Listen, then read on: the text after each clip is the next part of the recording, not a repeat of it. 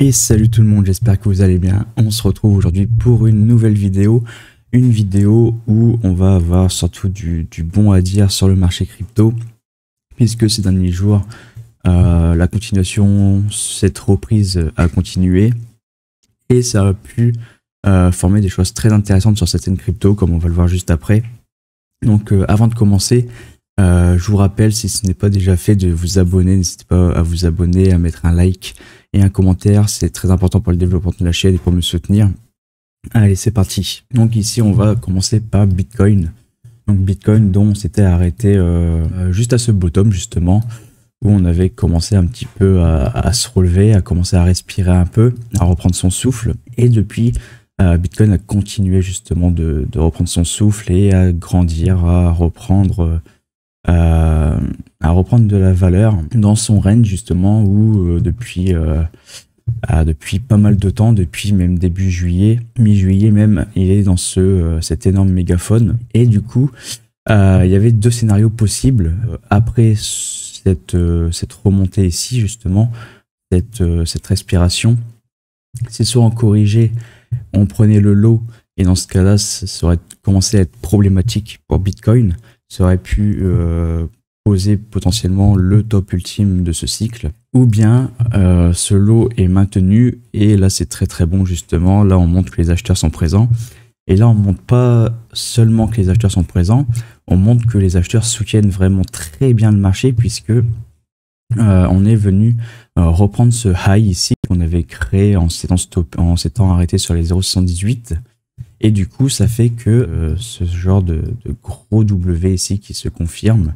Et ça, c'est une très belle structure, une structure très importante pour la suite, puisqu'on commence déjà à montrer que les acheteurs sont vraiment présents dans le marché et qu'on n'a pas envie que ce cycle se termine pour le moment, et qu'on est potentiellement prêt à avoir, on va dire, un feu d'artifice pour la phase automnale. Donc on va reprendre un peu sur le price action qu'il y a eu. Donc on voit qu'on a eu cette grosse montée. On s'était arrêté dans un premier temps sur les 618 qui ont fait gage de résistance comme souvent, où il y a eu une petite correction, voilà, un petit repli après avoir buté sur les 0,618. Et derrière on a eu cette petite consolidation ici en forme de W. Donc on a eu ce W ici, le marché qui repart, qui reconsolide sous sa résistance des 0,118 ou enfin de ce top même où on s'est stoppé juste avant.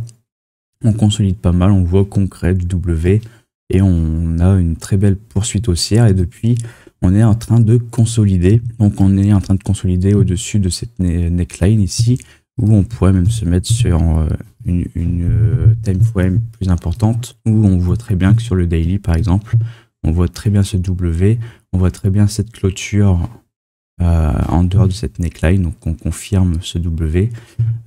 Cependant, là où ça m'inquiète légèrement, c'est sur le volume. On n'a pas non plus un énorme pic de volume pour confirmer cette structure.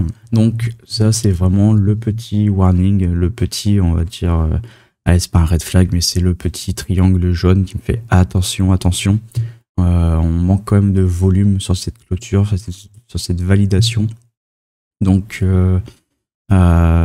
soyez quand même vigilants au cas où on n'est pas à l'abri d'un fake out. Donc pour le moment, on a quand même une belle consolidation post confirmation de structure.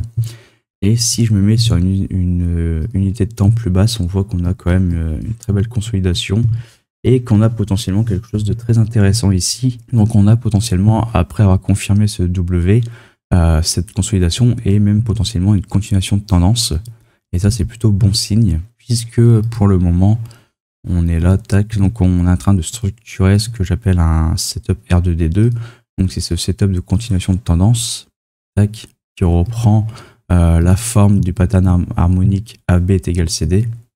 Donc AB qui est le premier mouvement, qu'on duplique sur le lot qu'on crée pour faire le mouvement AB est égal CD. Donc qui reprend une symétrique parfaite. Donc là, pour le moment, le setup est seulement en phase de développement. Rien n'est encore confirmé pour le moment. Personnellement, ce que je voudrais voir, ça serait quand même qu'on vienne confirmer ce W dans un premier temps. On a ces deux lots présents. J'aimerais un repli soit sur la neckline ou même un peu plus profond, peu importe. Ou ensuite, tac, on se retourne. Là, on aurait notre troisième low. Et là, je me dirais, ok, là, il y a un setup qui est valide. Et dans ce cas-là, ce setup R2D2, entre guillemets, prendra vie, sera valide et pourra être tradé. Et ça sera d'ailleurs un trade que je prendrai, puisque, comme vous le savez, je farm les points sur Aster. Donc là, on est dans la dernière semaine de farming, puisque ce stage 2 se termine le 5 octobre. Donc je farme les points pour avoir un maximum de récompenses pour l'airdrop d'Aster. Donc c'est un setup que je prendrai en tout cas. Donc voilà pour Bitcoin. Donc franchement, on est quand même sur un très bon signe. Les acheteurs ont su faire le taf. Et ça amène un peu de positivité, on va dire, dans le marché, justement, avec ces structures, avec ces probables continuations de tendance. Donc très très bon signe. Et comme je l'ai dit en début de vidéo, ces signes ne viennent jamais seuls. Et on a aussi un autre très très bon signe qui va plaire à beaucoup de monde, je pense. C'est pas du côté d'Aster, bien que Aster ici est en train de poser un beau W, donc on va pas forcément parler d'Aster aujourd'hui, peut-être juste après, mais on va surtout parler de hype, de Hyperliquid, puisqu'on s'était arrêté justement où on s'était dit qu'il fallait revenir tag ce first stop, que de toute manière, peu importe où on est, à un moment donné, sur cette phase haussière, le first stop sera retesté et cette arrivée d'Aster a permis à Hyperliquid de venir retester ce first stop. Et c'est justement ensuite ce qu'on va voir dessus, la manière de réagir qui va nous donner un indice sur l'état de marché d'Hyperliquid. Donc, est-ce qu'on reste dans un marché en tendance ou est-ce que cette tendance haussière est terminée et c'est retour en état de range? Et là, je peux vous dire que pour le moment, on nous laisse un indice comme quoi la tendance semble ne pas être terminée pour Hyperliquid. Et ça, je pense que ça va en plaire à plus d'un. Surtout qu'on a un fondamental qui commence à être très intéressant également du côté d'Hyperliquid, qui va pouvoir, on va dire, aider le marché à s'apprécier davantage. C'est-à-dire que dernièrement, la communauté Hyperliquid s'est étonné de voir que les points ont été reset sur le leaderboard Hyperliquid. C'est-à-dire qu'en fait, si vous n'êtes pas familier avec ce qui se passe, c'est en quelque sorte la même chose que ce qui se passe sur Aster actuellement. C'est du farming de points pour des récompenses, pour de l'airdrop. Et Hyperliquid a reset les points. Donc ça laisse présager qu'il y aura une nouvelle phase de farming de points pour justement avoir des récompenses à un airdrop. Donc ce qui signifie entre guillemets recevoir de l'argent pour faire vraiment de manière très grossière. Donc d'avoir ce fondamental derrière qui risque de booster énormément le farming. Donc que les gens vont être, on va dire, aptes à trader davantage sur la plateforme pour farmer ses points, plus un Hyperliquid qui commence à montrer justement ce W après avoir retesté ce first stop.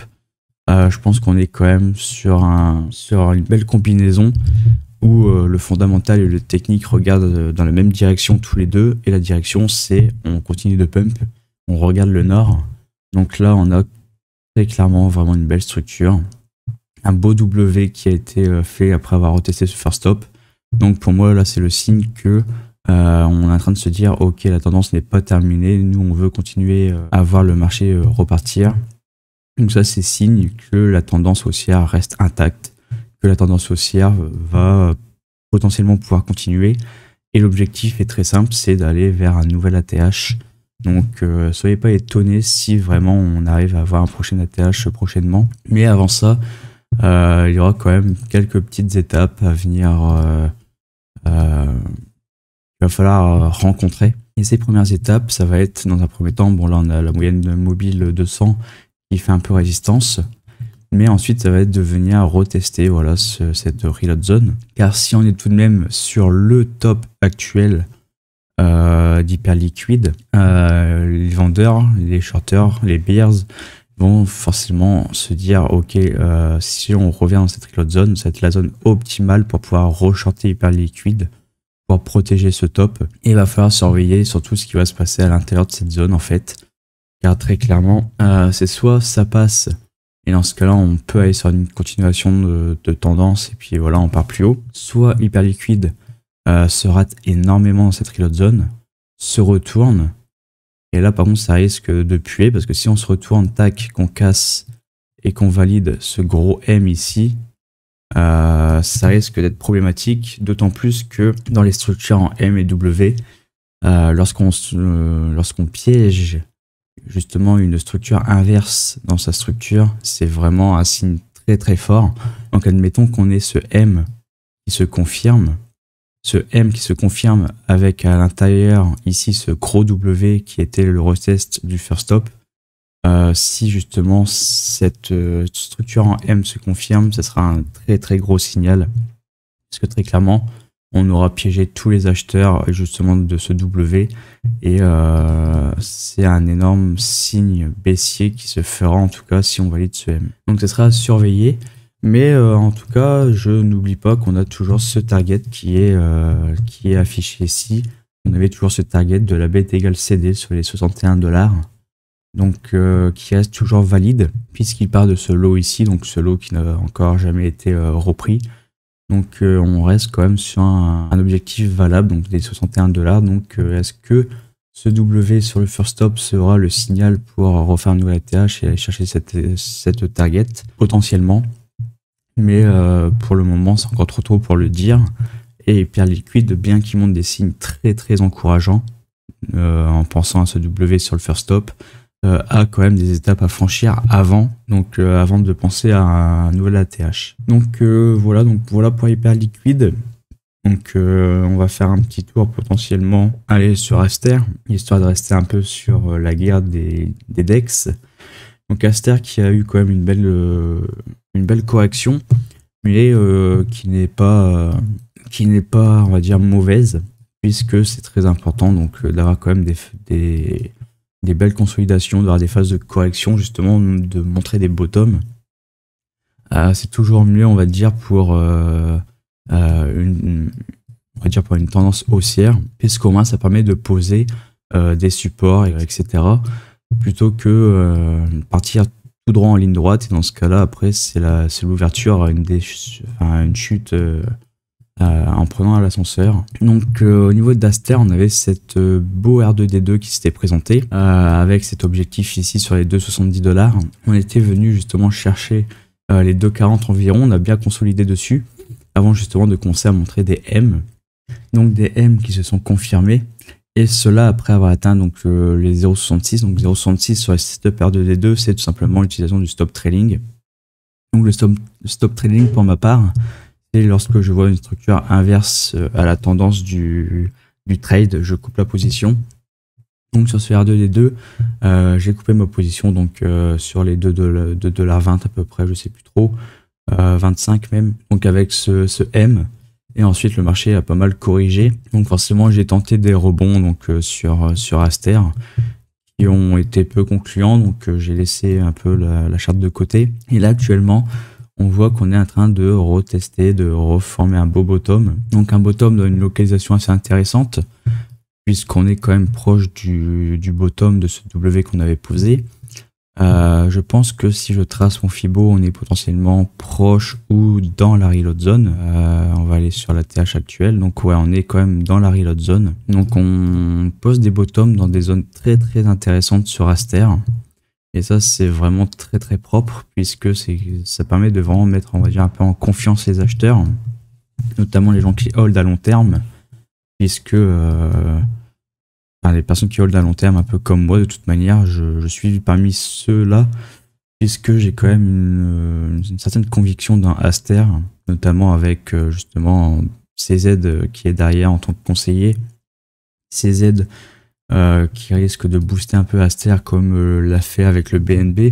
Le BNB qui a fait un ICO à 10 centimes, qui a commencé à être coté à 1 $, 2 $, 3 $, et qui aujourd'hui on le connaît à 1000 $. Donc c'est dans l'esprit, je pense, de l'équipe, que ce soit comme BNB, que ce soit comme Hype, justement de booster le prix de Aster, de le faire prendre énormément en valeur pour attirer les gens sur la plateforme, pour faire en sorte que les gens trade sur la plateforme.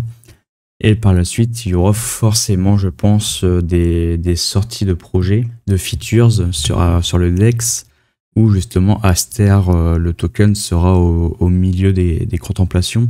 Un peu comme le fait de stacker du BNB pour les launch pools sur Binance. Je pense que Aster connaîtra, on va dire, le même sort, ou peut-être même qu'on pourra stacker sur Binance du Aster pour participer à des prochains launch pools, etc. Donc je pense que Aster aura un rôle majeur, un rôle clé par la suite, où justement du coup ça va forcer les gens à en acheter, en hold, etc. Donc je serais pas surpris qu'Aster vraiment peut-être dans 3-4 ans avec une bonne évolution du marché crypto, soit par exemple à 100 $ ou même plus, et suivre la voie d'un BNB. Donc bien sûr tout ça, ça reste vraiment juste de la spéculation. C'est simplement, on va dire, de la branlette, mais c'est pas quelque chose que je n'envisagerais pas en tout cas. Donc voilà pour cette petite aparté. Donc on est quand même sur cette reload zone où justement on montre quand même un beau bottom. On n'est pas venu créer de divergence haussière, sauf si on n'en fait pas de plus bas ici. Donc en tout cas pas de divergence haussière avec ce mouvement ici en liquidation qu'il y a eu sur les 1,50 $. Cependant, voilà, on a quand même de la belle consolidation, un beau W. On a eu de la divergence haussière au sein même de cette structure ici, avant de repartir. Donc là, on est en train de faire un léger pullback, justement, on revient retester un peu ce W. Donc ça sera à surveiller, mais en tout cas, c'est quand même pas mal ce que nous montre Aster. Moi, je ne serais pas surpris qu'à partir de ce bottom, Aster revienne retester au moins déjà les 2 $ avant d'essayer de repartir un petit peu, de poser quelque chose d'assez solide sur le price action justement. Donc on voit que les bottoms sont quand même assez souvent assez rapprochés. Donc on a commencé avec ce W ici. Là on a ce W qui est posé en étant revenu retester ce W également. Donc on est en train de poser justement des supports quand même assez solides sur les 1,20, 1,45, 1,50, etc. Donc je pense qu'on est en train de poser quand même des fondations solides sur Aster avant même que celui-ci reprenne en valeur. Donc ça reste quand même à surveiller. Le target à BET égale CD des 2,70 qui reste valable, puisqu'on était parti de ce lot et ce lot est toujours présent. Et potentiellement à partir de ce bottom, on pourrait même envisager peut-être une continuation, même potentiellement viser un peu un mouvement de type à BET égale CD. Donc le setup en lui-même n'est pas tradable puisqu'on est sur une correction qui a excédé les 0,66 comme on le voit sur le premier Fibo pour le setup. Mais voilà, à titre purement d'analyse, on peut potentiellement utiliser cet ABET égale CD pour envisager un objectif de prix en cas de reprise haussière. Ou justement si je me pose un peu sur le bottom là, tac, ouais, on reviendrait sur les 2,66, 2,67 environ. Donc ce qui colle à peu près avec le target des 2,69 ici. Donc si Aster reste totalement haussier, on aura quand même un bel objectif ici sur les 2,70 $ à peu près, où on aura quand même une belle résistance. Donc voilà pour cette vidéo, donc j'espère que ça vous a plu. Si c'est le cas, n'hésitez pas à vous abonner, à mettre un commentaire pour me soutenir et un petit like. Et moi je vous dis à la prochaine. Allez, ciao!